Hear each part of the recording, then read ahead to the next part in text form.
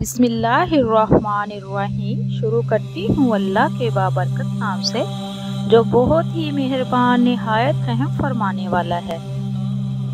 अल्लाह पाक के सिवा कोई इबादत के लायक नहीं, इसका कोई शरीक नहीं। इसी की बादशाही है और इसी के लिए तमाम तारीफ़ें हैं। वो ज़िंदा करता है और मारता है और हमेशा हमेशा के लिए ज़िंदा है, जिसको मौत नहीं, अज़मत और बुजुर्गी वाला है। इसी के हाथ में है खैर व बरकत और वो हर चीज़ पर कादिर है बेशक। अस्सलामु अलैकुम वरहमतुल्लाहि वबरकातुहू। Welcome to my channel. आपके अपने चैनल पे मैं आपको खुश आमदीद कहती हूँ। मेरे अजीज़ बहन भाइयों, क्या हाल है आपके? मैं उम्मीद करती हूँ कि आप सब लोग खैरियत के साथ होंगे इंशाअल्लाह।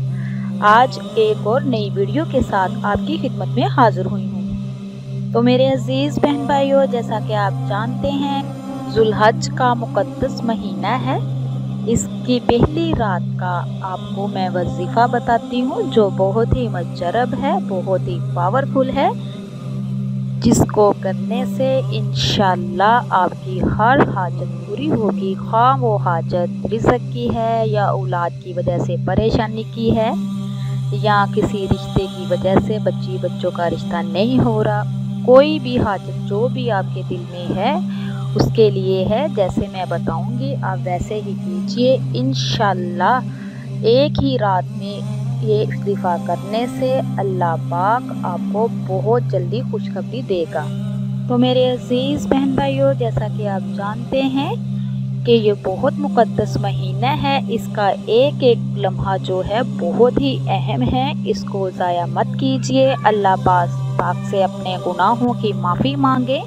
तो इसकी एक रात जो क़याम करेगा वो लैलतुल क़द्र के बराबर है। सुबहान अल्लाह। सोचो कि रमज़ानुल मुबारक में हम मुसलमान ये कोशिश करते हैं कि हर मुसलमान को लैलतुल रात मिल जाए। तो ये कितना अल्लाह पाक ने हमारे लिए तोहफ़ा रखा हुआ है कि इसकी हर रात जो है वो लैलतुल क़द्र के बराबर है।